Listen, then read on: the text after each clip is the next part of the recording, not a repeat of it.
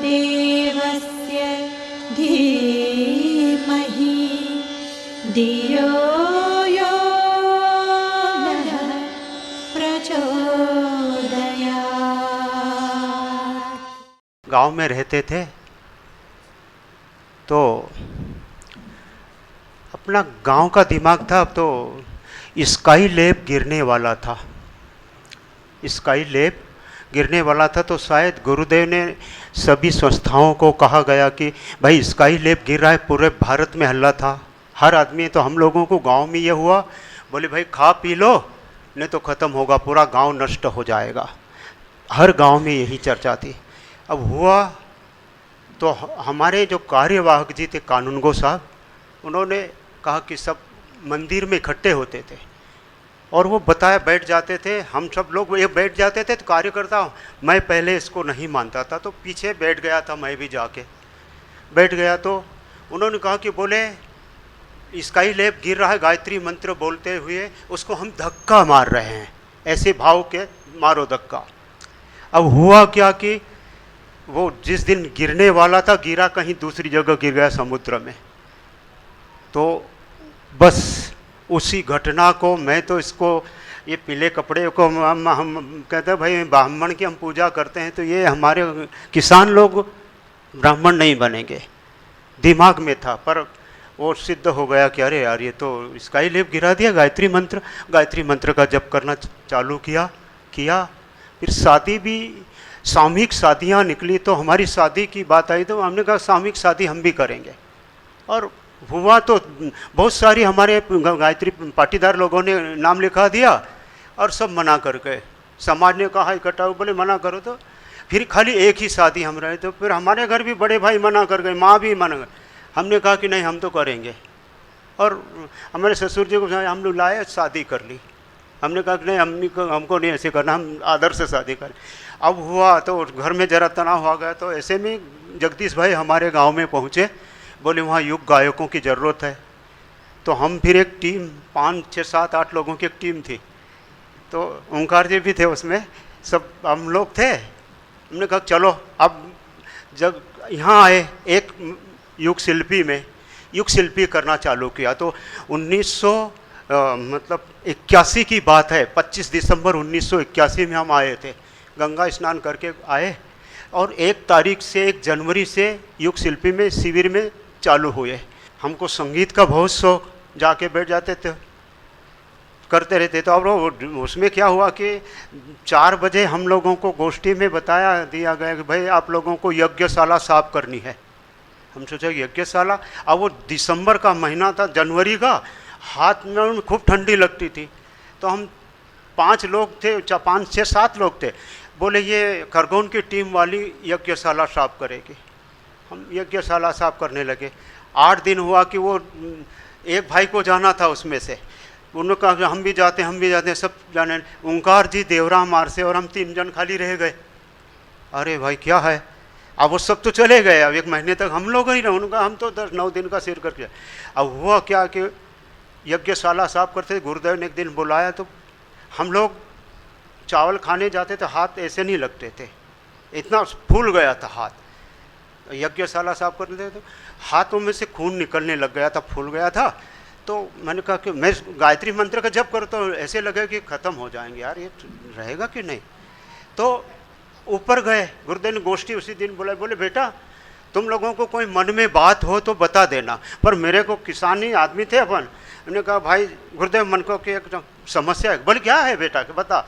हमने कहा कि गुरुदेव हम खेत में काम करते थे तो ताप लिया करते थे, यहाँ वो यज्ञशाला साफ करते हैं, तापने को नहीं है। तब से ये चालू हो गया कि कौन सा जो आग जलाओ, हाथ चालू हुआ। अब वो संगीत में जाते, शास्त्री जी ने कहा कि बोले भाई साहब गाते हो? हम रोज़ जाते थे 3 जन। बोले हाँ। मैंने कहा थोड़ा बहुत सुनाया। तो 22 तारीख को फिर हमको उसी दिन गुरुदेव के पास भेजा। 22 तारीख को गुरुदेव ने कहा बोले बेटा सुनाओ। तो वहाँ पलंग के नीचे हारमोनियम रखी थी, निकाला, गुरुदेव को गीत सुना। गुरुदेव ने बोले बस बेटा तू टोली में चला जा, तो समय दान कर दे। हम आए थे एक युग शिल्पी के लिए। हमने कहा कि चलो भाई चलो, अब समय दान कर दिया। मैंने कहा गुरुदेव चले जाएंगे। और गुरुदेव ने कहा कि बोले 26 तारीख को टोली निकली यहाँ से, निकाल दी भजन रघुवंशी जी और नारायण उपाध्याय जी, और हम तीनों को भेज दिया। ढपली की टोली चालू हो गया। गीत भी 2-3 याद थे, 3 गीत खाली याद थे मेरे को, मिशन के ज़्यादा गीत नहीं थे। 3 गीत सीखे, 3 दिन 2-3 दिन चले। यहाँ से गए तो फिर मैंने कहा बाबूजी कोई दूसरा गीत गाऊँ मैं? बोले नहीं नहीं नहीं, नहीं दूसरा गीत नहीं, मिशन का। मन को 2-3 गीत याद है, गा लिए। वो बात दया जी और नारायण उपाध्याय, हाँ बोले भाई, पब्लिक आ गई, बोले भाई जो कल गीत गाया गया बहुत अच्छा लगा, आज वही गीत पर फिर 3 दिन ऐसे निकाल दिया। पर वहाँ सीडी चलती थी, तो फिर सीडी में वो 2-3 गीत उस सीडी से मैंने तुरंत निकाला और याद किया, नोट किया ना, चालू कर दिया। 5-6 गीत धीरे धीरे चलते चलते फिर समयदान 3 महीने का था, पूरा हुआ। तो ऐसे करते करते हम जून तक पूरी टोली में ही रहे। गुरुदेव के पत्र आते थे, भाव भरे, पढ़ लेते थे, रो लेते थे, यार चलो काम करो, फिर और लग जाते थे। वापस आए तो ओंकार जी और देवराम जी यहाँ शांति कुंज में कई टोली में से ओंकार जी गया ना, वापस आ गया था। इंतजार, हम आए गुरुदेव के पास गए। गुरुदेव ने कहा बोले बेटा तुम लोग क्या करते हो? किसान हो, खेती में काम करते हैं ना? हाँ, मन को किसान है गुरुदेव। बोले बेटा तुम ऐसा करो, यहाँ पर हमारे पास आ जाओ, हम आपसे कुछ काम ले लेंगे, भगवान का काम। ये गुरुदेव ने कहा। और फिर बोले घर जा रहे हैं? तो बोले बेटा आ जाना तुम लोग। तो उनको कलावा बांधा हम लोगों को और तिलक लगा दिया तीनों को। बोले बेटा तुम आ जाना। बोले हम इंतजार करेंगे बोले आपका बेटा। तो हमने कहा कि अच्छा गुरुदेव इंतजार। बोले कब आओगे? अब हम तो नहीं सोचा, जून में जा रहे थे 25-30 जून को। हमने कहा कि 1 महीने के बाद आ जाएंगे गुरुदेव। अच्छा बोले बेटा 1 जुलाई को तुम आ जाना, जुलाई वो अगस्त को, 1 अगस्त को तुम आ जाना। हमने घर गए, अब वो काम में, खेती का काम करने वाले भाई खेती में लग गए, भूल गए। तो गायत्री मंत्र का 3 बजे रात से जगना, नहाना और बैठ जाते थे, ये चालू कर दिया था। अब वो हुआ कि जब करते करते याद आया कि अरे वहाँ गुरुदेव कह रहे हैं, बोले बेटा तुम जल्दी आ जाना, हम इंतज़ार करेंगे। मेरे को याद आया 4 बजे रात को माला रख दी, माँ को कहा कि माँ अब मैं गुरुदेव के पास जाऊँगा। उसी साल शादी हुई थी, 1 साल आगे। उनको बोले बेटा क्यों जाएगा? बड़े भाई भी आए होते, खरगोन में थे सर्विस से, तो वो भी घर आ गए थे। बोले नहीं जाने देंगे। 4 बजे रात को हंगामा हमारे घर में हुआ, अंधेरा था, मामा जी भी गांव में रहते हैं, आ गए। बोले बांध दो इनको। मैंने कहा मैं 1-2 को मार डालू, गुस्से में आ गया, किसान आदमी था। मैंने कहा कि ऐसे कैसे बांध देंगे, मैं जाऊँगा ही। और चले वहाँ से खाली। अब मेरे पास पैसे भी नहीं थे, श्रीमती जी के पास में जो उसके पिताजी के पैसे थे, टिकट लिया और बड़े कम टिकट में आ भी गए थे। गुरुदेव के पास आए, काम चालू है बस। टोलियों में फिर दूसरे साल कालीचरण भाई साहब के साथ में जाने का सौभाग्य हमको मिला। तो हमको हिंदी बोलते नहीं आती थी, गांव के आदमी हिंदी कैसे बोले? कालीचरण भाई साहब सिखाते थे हमको, ट्रेनिंग दिया करते। और तो फिर तो ऐसे हो गई सारी बातें, इनकी बात बहुत हमको याद हो गई। अब वो चलते चलते फिर 84 में निकले तो डॉक्टर ओ.पी. शर्मा जी भाई साहब, संदीप कुमार जी भाई साहब बैठे हैं, सब फिर ये इनसे सीखने को मिला सब। जो अब हुआ, एक बात यह हो गई कि वो काम। फिर दूसरी बात, फिर गुरुदेव की दूसरी बात, हम ऊपर गोष्ठी में बैठे थे तो गुरुदेव भगवान ने जब टोलियों को रवाना किया था हम लोगों को, उन्होंने कहा बोले बेटा तुम लोगों को मैं कवच पहना देता हूँ, कवच पहना देता हूँ। हम सोचे भाई कवच किस बात का, कैसे? कपड़े दिए, पीले कपड़े। अब पीले कपड़े कभी पहनते नहीं थे, तो पहन के चल निकले हम लोग। निकल गए, वापस आए तब नहीं मालूम। पर एक बार हम लोग टोली में गए थे, तो हमारे टोली चल रही थी जगन्नाथपुरी के, वहाँ पर कार्यक्रम था। और होशंगाबाद में कार्यक्रम दूसरा लंबा, और वहाँ जल कलश यात्रा निकालनी। तो दिन भर गाड़ी, जल्दी यज्ञ ख़त्म किया जगन्नाथपुरी में और चली गाड़ी। चलते चलते चलते आई तो रात भर, दिन भर चली, रात भर चली। उजाला हुआ कि एक गांव आया। अब गांव में गायें छोड़ते हैं लोग, गाँव में गायें छोड़ी। जैसे अवधेश पांडे जी थे, गाड़ी लगा है, गाय को डकर माँ करके बहुत दूर की लोड़ी निकल गई। गांव के लोग पत्थर मारने लग गए, लाठियाँ लेके दौड़ पड़े, घेर लिया गाड़ी को।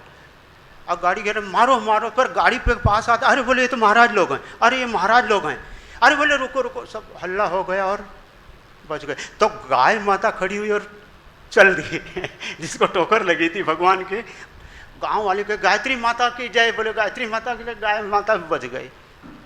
ये कवच पहनाने का गुरुदेव ने कहा था। उस पर एक बात और अभी हम आपको बताएंगे जो मेरे को याद आती जाती है। गुरुदेव ने बताया कि गोष्ठी में ही कि बोले बेटा शांति कुंज को मैं माँ बनाने जा रहा हूँ। तब हम लोग सुन लेते। एक दिन गोष्ठी, गुरुदेव 3 दिन तक एक बात को बहुत बार कर याद हो जाए, ताकि लिखने वाले लिख लेंगे, पर जो नहीं लिखेंगे उनको तो हमारे जैसे बैठे रहते याद हो जाते थे उनको। उन गुरुदेव ने कहा बोले बेटा शांति कुंज को माँ क्या करती है? तो बोले बेटा पहले हम ऊपर खाना करते थे सब चौके में ऊपर वहाँ। तो बोले बेटा तुम लोग घर में जाके बनाओ, रोटी बनाओ अपने घर में, आप श्रीमती जी जो बच्चियाँ हैं वो रोटी बनाएगी और तुम लोग घर में खाना चालू करो, यहाँ नहीं। फिर व्यवस्था बनी, चालू हो गया। पर माँ बनी, माँ तो गुरुदेव ने गोष्ठी में बताया था। बोले बेटा एक डॉक्टर साहब है, एक इंजीनियर साहब है, एक काम करने वाला है, एक 5 बेटा, माँ के 5 बेटे हैं, एक निकम्मा बेटा भी है उसमें। तो माँ परोसती है तो इंजीनियर साहब को 1 रोटी, डॉक्टर साहब को 1 रोटी, वो काम करने वाले को 2 रोटी, और निकम्मा है उसको 10 रोटी। तो डॉक्टर साहब कहेगा माँ तुम उसको 10 रोटी, मैं इतना कमाता हूँ, वो इंजीनियर साहब हूँ मैं वो लाता हूँ, माँ मेरे को 1 रोटी। माँ का नहीं बेटा। तो माँ क्या देखती है? डॉक्टर साहब का पेट 1 रोटी का है, इंजीनियर साहब का पेट 1 रोटी का है, काम करने वाले बेटे का 4 रोटी का है, और ये निकम्मा है इसका 10 रोटी का पेट है। तो माँ देखती है, पेट को देखा करती है माँ। बोले बेटा अब वो तब हम पूरा ये नहीं समझ पाए, माँ बनाने जा रहे हैं। एक बात ये बताई थी उसमें गुरुदेव ने। अब वो क्या हुआ कि हम मॉरिशस गए थे, तो वहाँ से अनुपा दीदी है, वो जुड़ी मिशन से, तभी हम लोग गए थे, तभी जुड़ी वो। हम लोग 3 लोग गए थे। अब वो वहाँ से हम आ गए, तो फिर वो वहाँ से चली कि शांति कुंज जाऊँगा साधना करने के लिए। प्लेन में बैठी, दिल्ली उतरी, दिल्ली से टेम्पो लिया और मोटर लेके यहाँ आ गई। गेट पर उतरी, 2 नंबर गेट पर। हम लोग रोज़ संगीत रूम से गंगा जी चले जाया करते थे, पर उस दिन हम इधर गेट के सामने गए। ऐसे हमको लगा कि चलो गेट, मैं गेट के तरफ निकला, 2 भाई थे हम। अब जीजी आई और एकदम रोने लग गई कि भाई साहब आहा, गुरुदेव ने हमको, मैं सोच रही थी मॉरिशस से चली कि मैं किसको मिलूँगा, पर बोले रमेश पाटीदार और बोले उमाकांत जी और ये छवि राम जी को जानती हूँ, और तो जानती ना बताए। तो वो बात कि शांति कुंज को गुरुदेव ने उस गोष्ठी में बताया। बोले बेटा यहाँ क्या हो, माँ क्या करती सबको नजर है, कौन बेटा भूखा है, कौन बेटा ठंड में घूम रहा है, कौन किसको ठंडी लग रही, माँ देखा करती है और माँ व्यवस्था बनाती थी। वो एक घटना माँ की तरह गुरुदेव ने बताई थी। तो वो जीजी ने कहा कि बोले भाई माँ बनाया है। मैंने कहा जीजी माँ ने व्यवस्था करती है। बोले माँ ने शांति कुंज, माँ ने बोले बहुत अच्छी व्यवस्था करी हमारी। बोले पहले मैं घर से चली तभी आवाज़ मेरी सुन ली थी। तो ये गुरुदेव की बात थी। एक बात और थे गुरुदेव की, गोष्ठी की ही बात है। गुरुदेव ने गोष्ठी में बताया हम लोगों को कि बोले बेटा, हमारे सब बड़े भाई भी बैठे थे और गुरुदेव ने कहा था कि बोले बेटा, नहीं गुरुदेव का थोड़ा सा, हम लोग जून की बात है, जून में गोष्ठी हो, गुरुदेव बुला रहे थे, सबको बुला लिया, सब हो गया। हम लोग टोली से आए तो हम लोगों को 3 को ही भेज दिया कि जाओ।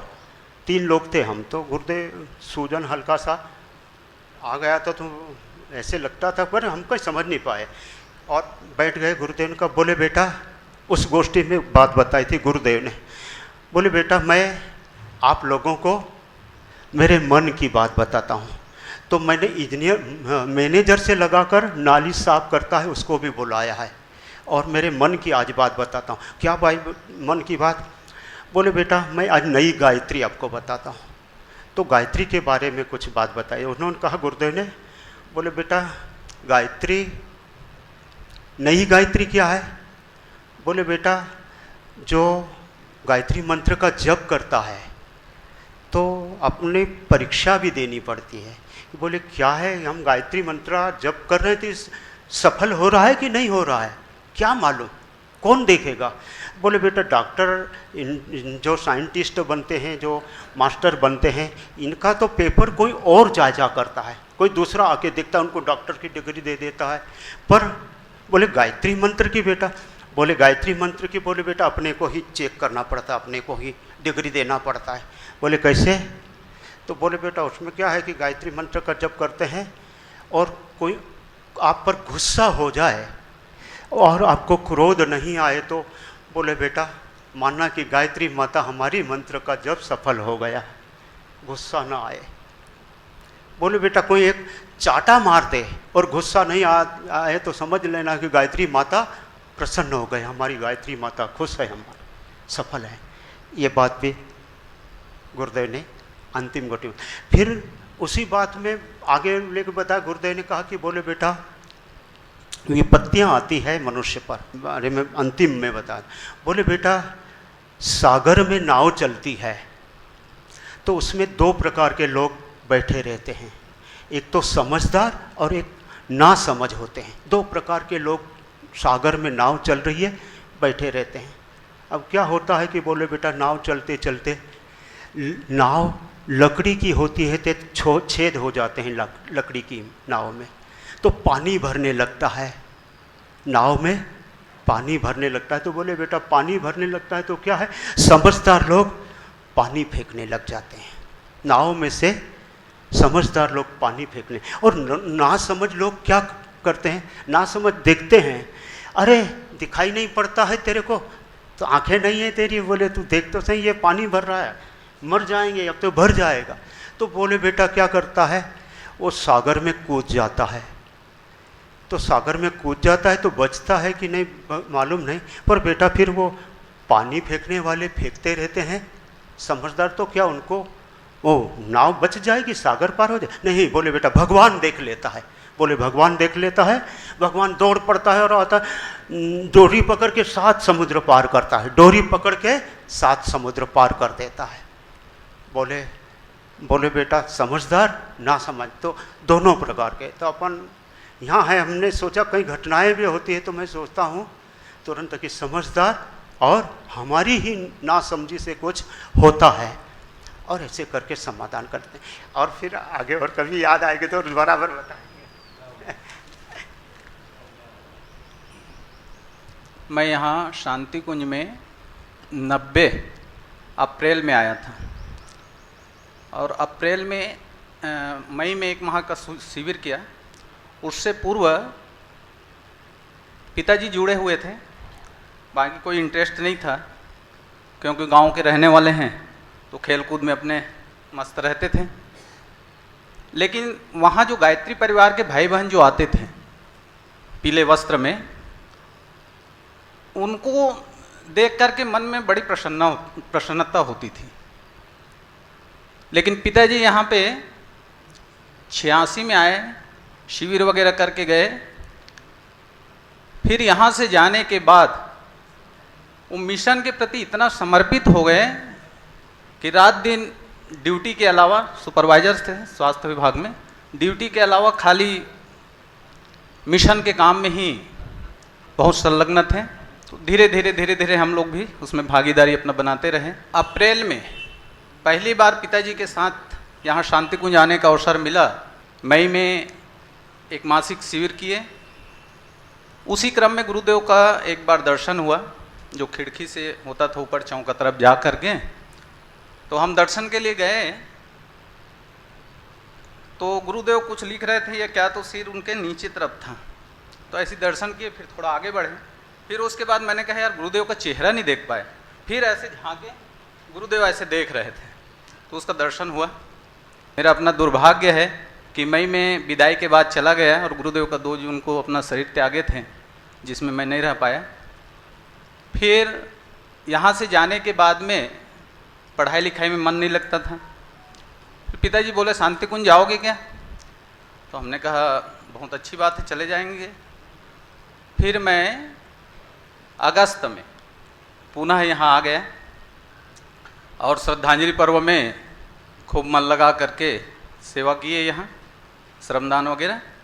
फिर उसी क्रम में एक दिन मित्र के साथ गंगा जी गए हम।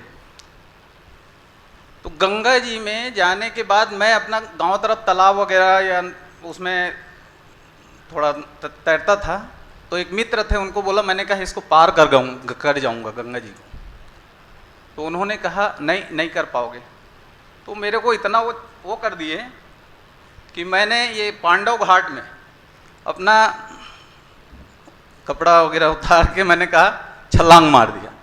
फिर तैरते हुए उस तरफ गया, तो उस तरफ बाहर नहीं निकला था, थोड़ा से बचा था। तो मैंने कहा वो देख लिया, मैं क्रॉस कर लिया हूँ। फिर मैं रिटर्न आया तो बीच बहाव में मेरा हाथ वगैरह थक गया, ठंडी ज़्यादा थी, मैं बह गया। और बहते बहते 16 नंबर घाट पहुंचा, चिल्लाया बचाओ बचाओ बचाओ करके। वहाँ पर कार्तिक जी वगैरह बैठे थे, कुछ साधक लोग वहाँ पे, किसी ने कोई ध्यान नहीं दिए। फिर जो 16 नंबर के घाट में जो भंवर है, वहाँ पे मैंने अपने आँखों से कईयों को अपना वो डूबते हुए देखा है। वहीं पर भंवर में आने के बाद में मुझे ऐसे लगा कि गुरुदेव मेरे कारण आपका बदनामी होगा। ये शब्द मेरे अंदर से आया और उसी भंवर में ही थोड़ा से बचाए, घुमाया, फिर धीरे से मैं बाहर निकला। बाहर निकलने के बाद में वहाँ पर जो बैठे थे वो लोग पूछने लगे कहाँ से आए हो, क्या है। तो मैंने कहा अब मुझे समय दान देना था, ये जाके शिकायत पहले कर देंगे तो होगा नहीं करके। तो मैंने कहा कोई बात नहीं, मैं बताओ भाई कहाँ से आए हो, क्या नाम है। तो मैंने कहा मेरा मोहित कुमार नाम है, मैं छत्तीसगढ़ नाम है, छत्तीसगढ़ रायपुर से आया हुआ हूँ। यहाँ आया तो उससे पहले मुख्य कार्यालय में मेरा शिकायत पहुँच गया था। आदरणीय गौरी शंकर जी भाई साहब थे कि एक छत्तीसगढ़ का लड़का है मोहित साहू नाम से, और वो गंगा जी में बह गए थे, मुश्किल से बचा है। ये अनाउंसमेंट होता रहा, मैं गया ही नहीं, क्योंकि मुझे समयदान करना है और जाऊंगा तो पहचान लेंगे, फिर समयदान अभी से कट हो जाएगा करके। एक घटना है भोजनालय में, एक बार हमारे अपने कार्यकर्ता भाई बहनों को पता होगा, पहले हम लोगों को अनाज में आटा की जगह गेहूं मिलता था, तो बड़े बड़े दाना छुटमलपुर से हम लोग लाने जाते थे। तो भोजनालय से हम ट्रक में गए थे उमेश बाबूजी के साथ एक बार, तो लगभग 80 बोरा गेहूं मैंने अपने पीठ में ले करके ट्रक में लोड किया, और भाई लोग तौला करके सिलने बुहाने के लिए थे। तो मैं इतना थक गया था, तो जब लोड हो गया, आने का नंबर आया, तो वहीं पीछे स्टीयरिंग के पीछे में ही सीट था ट्रक में, तो वहाँ मैं बैठ गया और इतना थक गया था कि मुझे वो नहीं रहा, और एक ऐसे लगा कि गुरुदेव अपने गोदी में मेरे को सुला रहे हैं, ऐसे टाइप की एक महसूस हुआ।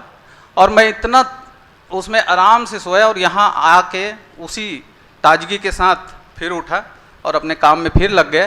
तो ऐसे ऐसे गुरुदेव के साथ में अनुभूतियाँ रही है, और भगवान की कृपा से जैसे भी हमको काम मिलता रहा, जितना हो सके अपनी श्रद्धा निष्ठा से हम कर रहे हैं, करते हैं। आप गुरुजी मेरा नाम हो रहा है, यही आप हमसे सबके साथ में जुड़ा हुआ है। श्रेय सम्मान सब कुछ हम लोग पाते हैं, करने वाले वही है, कराने वाले वही है। इसी भाव के साथ में मैं अपनी बात समाप्त करता हूँ। ठीक है सर, प्रणाम।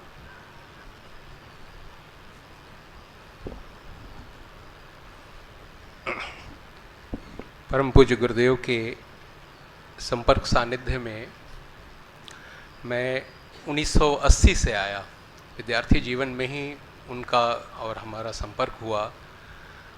गायत्री महामंत्र के संबंध में एक आनंद स्वामी की पुस्तक थी, गायत्री आनंद गायत्री कथा, 6 दिन का लेक्चर था, उसने हमको प्रभावित किया था।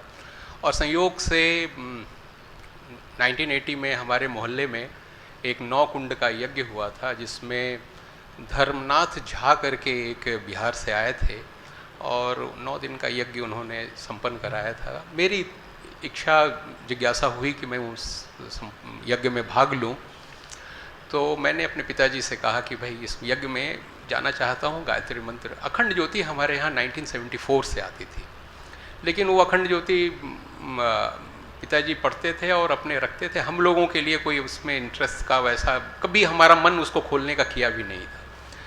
लेकिन इस बीच में जो कुछ एक दो घटनाएं घटी थी, जिसमें एक मेरे मित्र ने हमसे कहा कि एक बड़ी प्यारी पत्रिका है जो वैज्ञानिक अध्यात्म के बारे में कहती है, आप उसको देखना। तो जिज्ञासा बनी थी, और जब ये यज्ञ आया सामने से तो उसमें भाग लेने के लिए शर्त था धोती पहन करके जाना है। स्वाभाविक रूप से विद्यार्थी जीवन में उसमें मैं 20 साल का रहा हूँगा, धोती पहनने का हमारा कोई नहीं। मेरे पिताजी ने ही मेरे को धोती पहनना सिखाया और मैं उसके साथ में यज्ञ में वहाँ गुरुदेव की जितनी बातें थी, धर्म तंत्र से लोक शिक्षण का जो उनका पूरा स्वरूप था, उसने बहुत प्रभावित किया। यज्ञ के एक एक स्टेप की व्याख्याएं हमारे जीवन को जैसे वो अनफोल्ड करती चली गई, खोलती गई कि इसी चीज़ की तो तलाश है। धर्म का अगर सही सच्चा स्वरूप अगर कोई है जो देवी देवताओं के संबंध में, अपने जीवन के संबंध में जो बातें कह सकता है, ऐसी तलाश है हमारे पास। एक बात ने बहुत ज़्यादा प्रभावित की, मैं वहीं दीक्षा क्षेत्र में ही लिया। और दूसरी चीज़ जो हमको प्रभावित की 1980 में ही, वो गुरुदेव के सारी साहित्य, बहुत बड़ा उनका जो खजाना था, वो तो अपने तरीके से सुनसान के सहचर पुस्तक का हेडिंग ही हमको बहुत प्रभावित किया था। पहले मैंने उसको लिया उस समय में, और उसको पढ़ करके एक दूसरी अनुभूति हुई।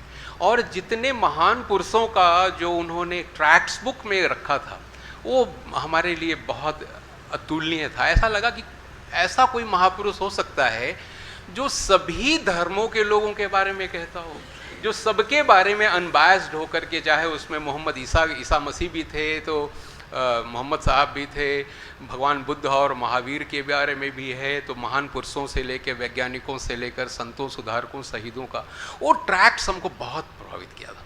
और मैंने उसको पूरी तरीके से, जितना 20 या 25 पैसे की कीमत थी, जब दीक्षा लेके घर लौटा तो पिताजी और माँ बहुत खुश हुए थे। देवराहा बाबा से उन लोगों का संपर्क था, देवराहा बाबा के पास मेरे यहाँ 2-3 बार हमको जाना भी हुआ था, लेकिन दीक्षा हमारी वहाँ नहीं हुई थी। उनने भी कुछ ये नहीं, लेकिन बहुत खुश हुए, बोले कि चलो अच्छी जगह पर तुम गए हो। तो कुछ जो पैसा दिया था सबको ट्रैक्ट बुक खरीद करके मैं लाया अपने घर। सारी किताबें मैंने उस दिन वहाँ से उठाई और घर आए। ये 80 की घटना थी, जो बाद में हमको 81 में शांति कुंज आने का हमको अवसर मिला। गुरु पूर्णिमा के दिन था जिस समय मैं पहली बार आया। हमारे एक चंद्रेश्वर और बिहार के हैं, जिनका बेटा हमारे साथ आया था, और गुरुदेव से जब मुलाकात हुई, गुरुदेव ने कहा, बेटा तेरी जो इच्छा होगी मैं पूरी करूँगा। क्या चाहता है? मैं कुछ कह नहीं पाया उनसे, लेकिन ये एक ऐसा उनका आशीर्वाद था हमारे पास में, जिसको लेकर के मेरे अंदर असमंजस का एक बड़ा भाव पैदा कर दिया उसने, कि जो इच्छा पूरी हो। तो मैंने उसको साथ साथ चलता रहा, सोचता रहा किस तरीके से क्या इच्छा है। तो हमने कहा कि इनके साथ जीने की इच्छा हमारे लिए पर बेहतर इच्छा होगी, और उसने हमको इस अभियान के साथ जोड़ दिया। 85 में जब मैं आया, गुरुदेव स्वप्न में ही आए थे। हम असमंजस में थे, क्या करें, किससे बात करें, गुरुदेव को आना है, यहाँ आना है, कुछ काम करना है अगर तो। लेकिन उस स्वप्न में बहुत गहराई से आए, और हमने उनको स्वप्न में ही कहा कि गुरुदेव आप तो मिलते नहीं हो अब किसी से, आप चले गए हो सूक्ष्मीकरण साधना में, और मेरे मन में ये जिज्ञासा है कि मैं यहाँ आना चाहता हूँ। बोले अगर आना चाहता है बेटा तो 28 फरवरी के पहले पहले आ जाओ। और वही हमारा आना हुआ। एकदम ऐसा साफ साफ कहा था 28 फरवरी 1985। गौरजी भाई साहब और ये लोग उस समय 1 महीने के सत्र वालों से ये लिया करते थे, गौरी शंकर जी और गौरजी इंटरव्यू लेते थे, बात करते थे। तो 85 के मार्च महीने का जो युग शिल्पी सत्र था, उसमें 24 मार्च का दिन था, जिस दिन मेरे को इन लोगों ने कोटा के लिए भेज दिया सहायक के रूप में। टोलियाँ चलती रहती थी, आप सब टोलियों में चले हुए लोग हैं। तो सबसे पहला मेरा झालावाड़ का सलावद एक गांव था, जिससे मैंने टोली को ज्वाइन किया। जीप में एक, जब जबलपुर के एक ड्राइवर साहब थे, और जीप की टोली में हम लोग स्टार्ट हो गए। तो बिना कुछ ये किए हम तो आए थे कि हम शांति कुंज में काम मिलेंगे, लेकिन हमको क्षेत्रों का काम मिल गया। फिर वो क्रम चलता रहा और जीवन के प्रवाह में तो गुरुदेव के साथ में चलने का जो ये था, टोलियों के साथ। विश्व प्रकाश त्रिपाठी जी हमारे पास में बैठे हुए हैं, ये अपने एक फ्लाइंग स्क्वाड टोली चला करती थी, लंबी लंबी दूरियों के चलते थे। तो ये हमको कहे कि आप चलाना सीखते हो गाड़ी? बोले कि नहीं, हम तो गाड़ी चलाना नहीं जानते हैं, हवाई जहाज जोर में चलाना जानता था। मैं उस समय में फ्लाइंग क्लब का मेंबर था, एनसीसी के थ्रू हमको अपॉर्चुनिटी मिली थी, तो छोटा एयरक्राफ्ट में चलाया करता था। तो बोले अरे हवाई जहाज चलाते हो, गाड़ी नहीं चला सकते हो? जो वही गाड़ी चलाने के लिए उन्होंने हमको बिठाया। मित्रों, मैं जब उस टोलियों में था, उसी बीच में हमारे पास में ब्रह्मवर्चस्व से एक संदेश हमारे मित्र ने आकर दिया कि परम पूज्य गुरुदेव ने एक लेखन का मंडल बनाया है, कुछ लोगों को लिखना सिखाना चाहते हैं।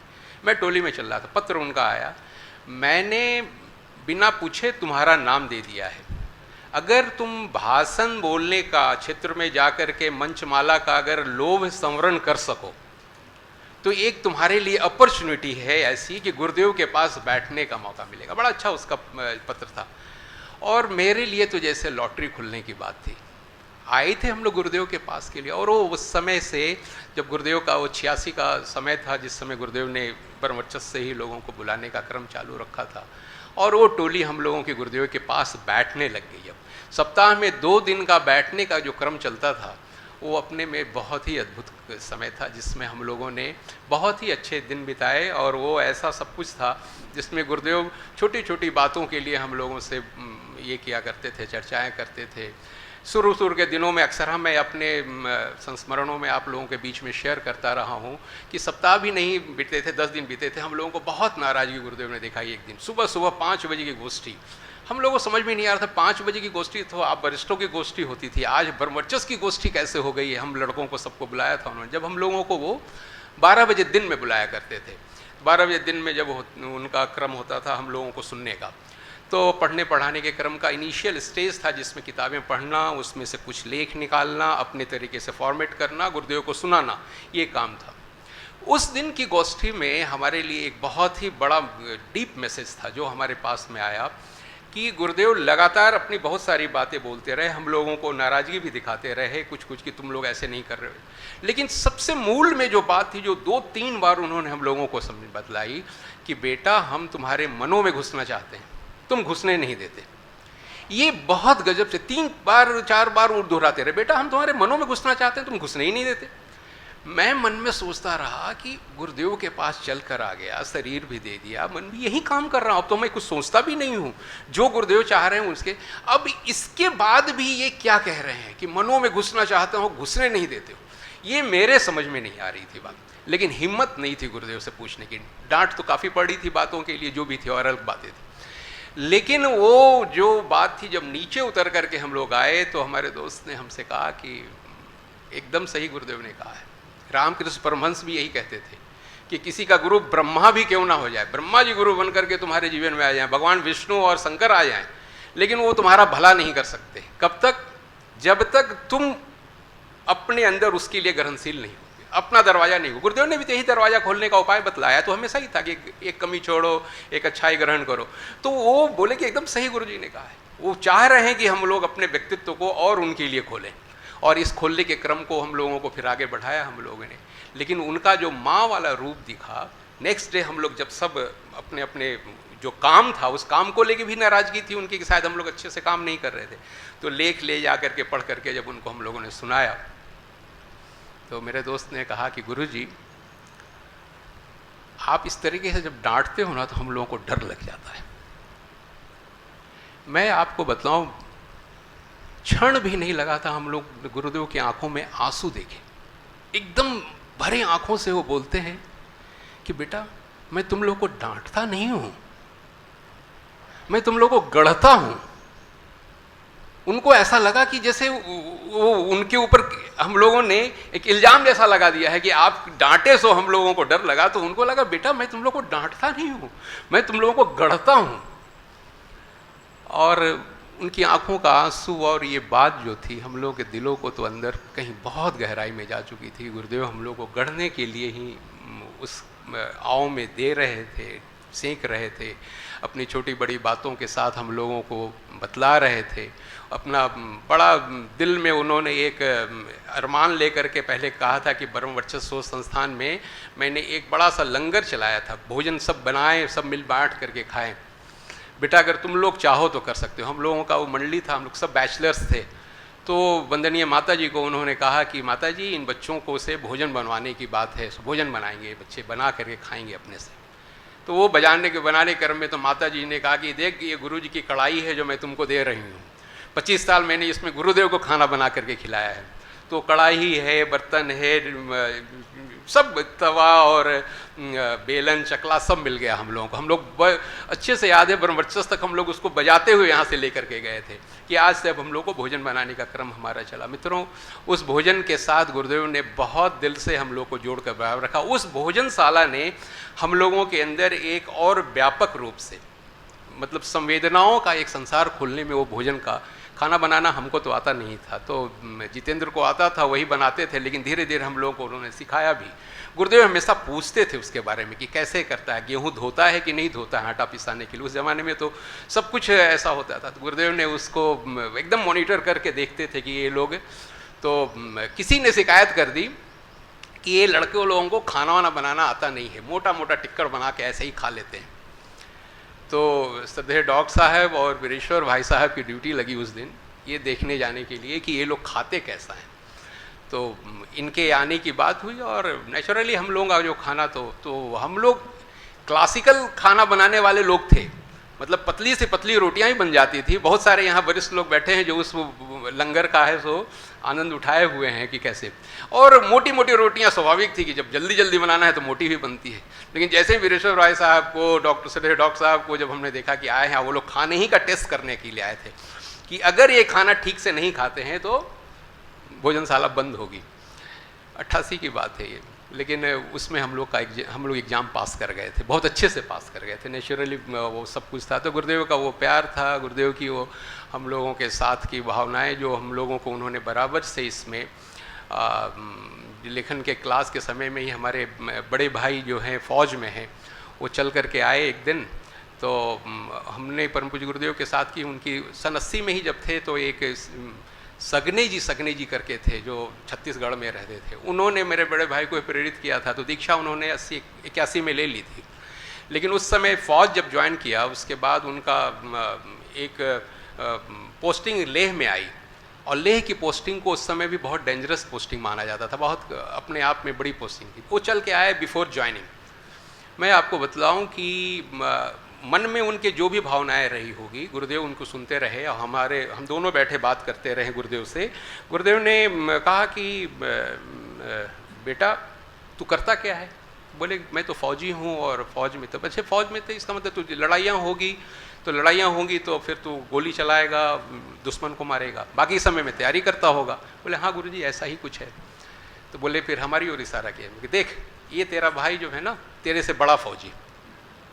तो हाथ जोड़े, वो भी बढ़िया भी हाथ जोड़े रहे। बोले कैसे बड़ा फौजी? मैं बताऊं, ये विचार क्रांति की फौज में है, ये हमारी विचार क्रांति की लड़ाइयों की गोलियां जा रहा है, इसको सतत चलना है।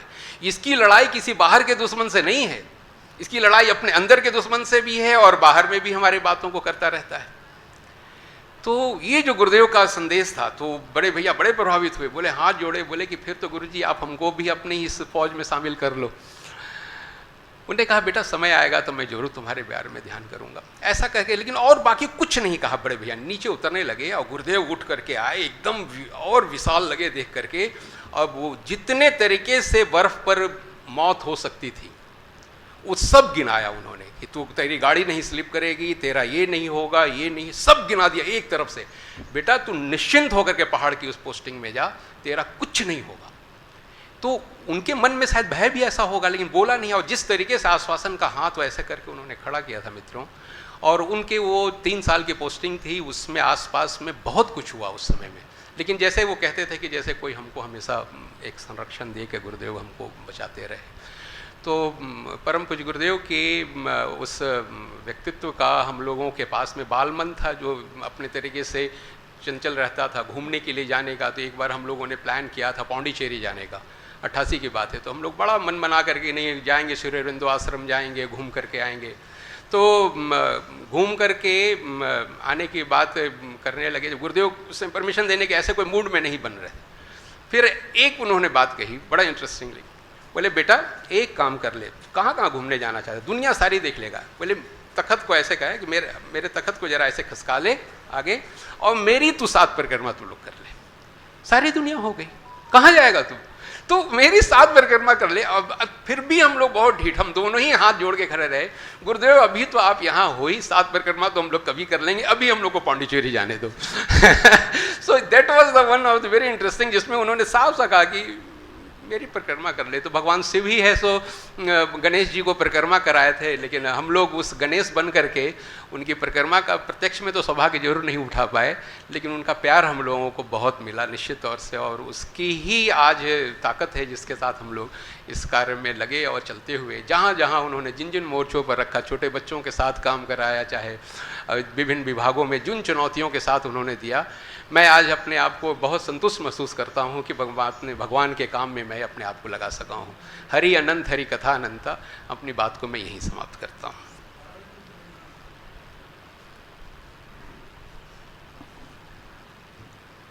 सभी को प्रणाम साहब। 21वीं सदी बनाम उज्जवल भविष्य। अच्छा, अगर सन वाली बात ना होती तो यही बात होती। ईसवी तो सन इसलिए कि ईसा मसीह की हो गई, और विक्रम से देखते तो कुछ और हो जाती, और सा के सालवान से देखते तो कुछ और हो जाती, और युधिष्ठिर से देखते तो कुछ और हो जाती। संबत माने 100 वर्ष की बात, सीधी बात। गुरुजी के जन्म के बाद 100 वर्ष ऐसे मान सकते हैं। तो इस बात को दिमाग में आने से एक फ़ायदा हमको हो गया उस किताब को पढ़ते पढ़ते, कि चक्कर में नहीं पड़ना कि 2001 में बदल जाएगी। हमें अच्छी तरह याद है 2000 पूरा हो रहा था, दिसंबर थी लास्ट 31, और हम लोगों की खोपड़ी में आ गया था कि 1 जनवरी को पूरी दुनिया बदल जाएगी।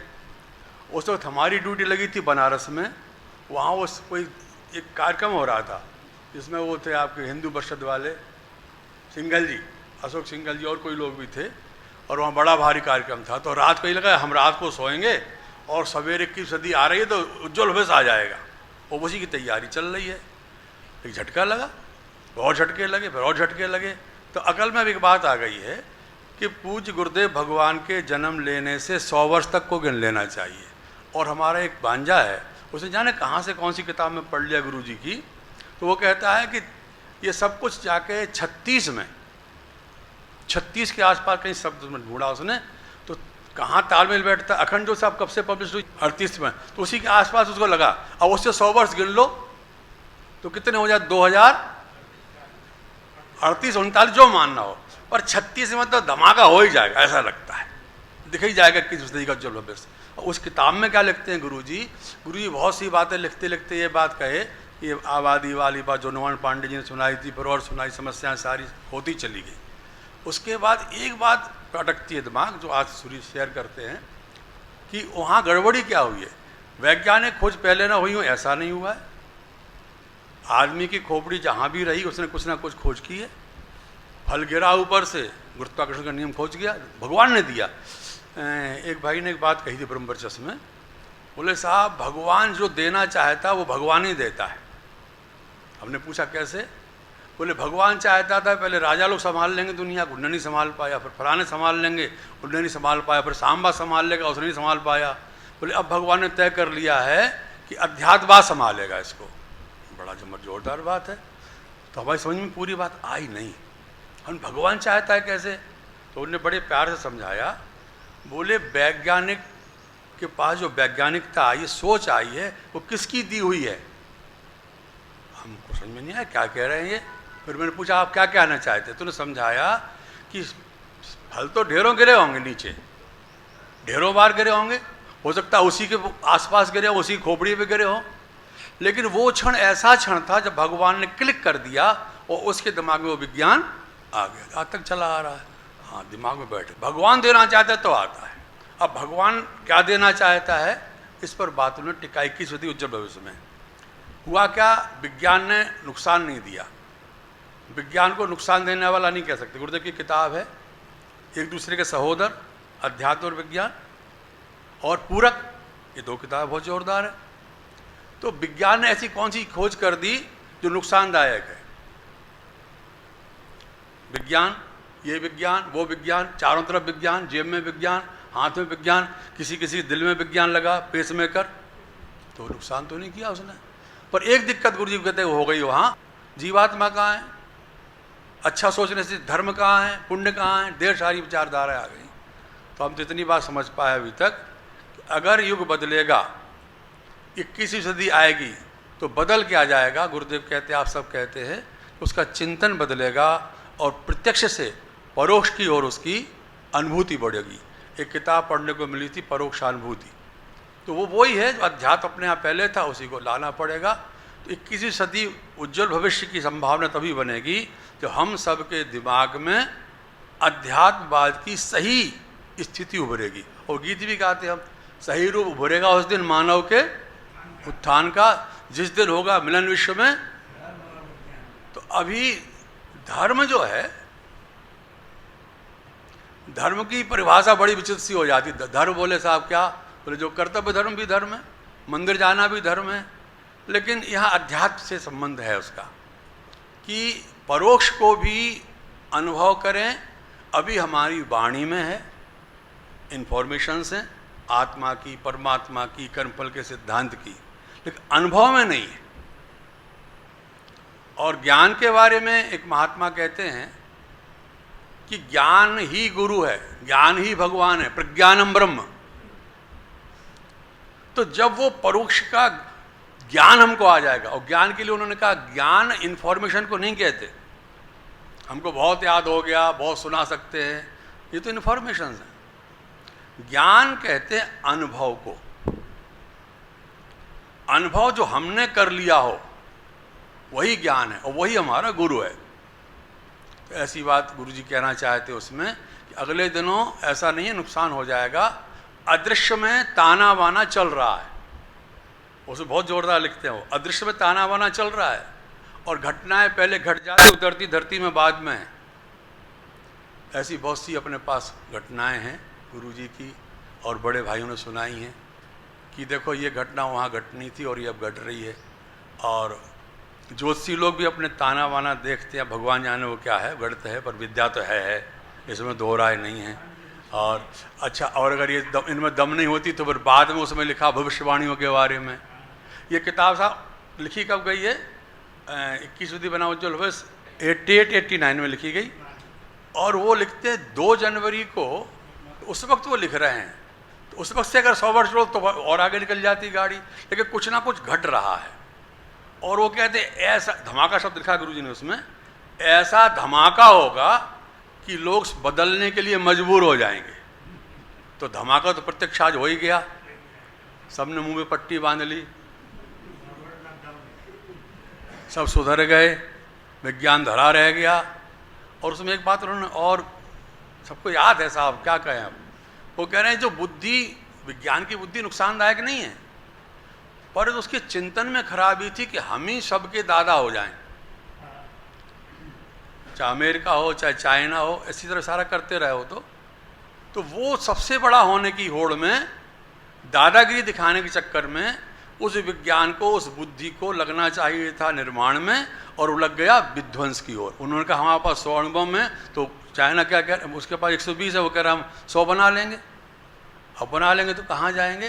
तो गुरुदेव ने कहा इसको बदल देंगे। ये सुनिश्चित 21 सदी वाली उज्जवल भविष्य कामना में कहा उन्होंने कि हम बदल देंगे भाई, कोई बड़ी बात थोड़ा है इसमें। अच्छा, एक मुझे प्रवचन याद है गुरुजी का, जब उन्होंने कहा था बेटे पूंजीवादी तो उंगलियों पे गिनने लायक है, ऐसे ऐसे, मैं यूं बदल दूंगा, यूं ऐसे चुटकी बजा के कहा था। लेकिन लोगों की आवश्यकता की पूर्ति के लिए कुटीर उद्योग तो खड़े कर लो। और आज देखो अभी क्या चल रहा है मामला, हाँ चल रहा है कि नहीं चल रहा।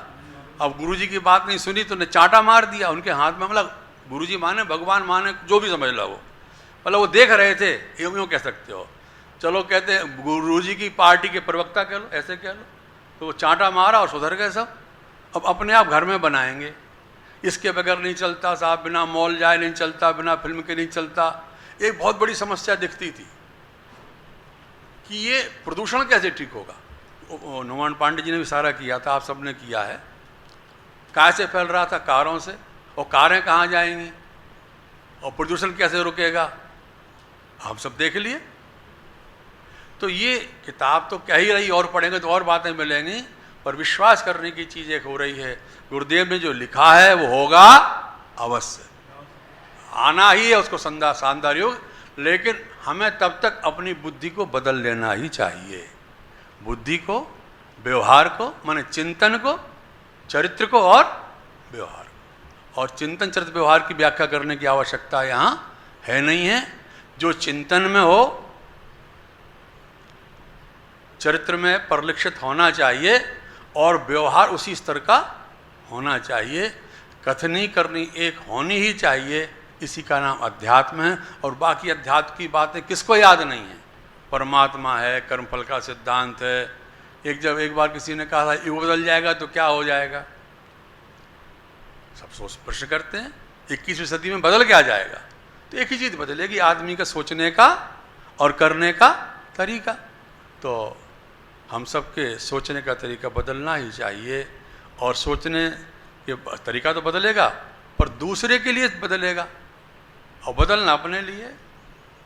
जब तक हम अपना निर्माण नहीं करेंगे, अपने बारे में नहीं सोचेंगे, माने जो हमारे महात्मा लोग कहते रहे हैं, गीता जो कहती रही है, उपनिषद जो हमें बताते रहे हैं, उस पर आना ही पड़ेगा और कोई रास्ता बचा नहीं है। क्योंकि प्रत्यक्ष दिखने लगेगा ना कि हमने ये कर्म किया बाहर और सोचा, ये तो काम चला नहीं। जो सोचा वही गिना जाएगा।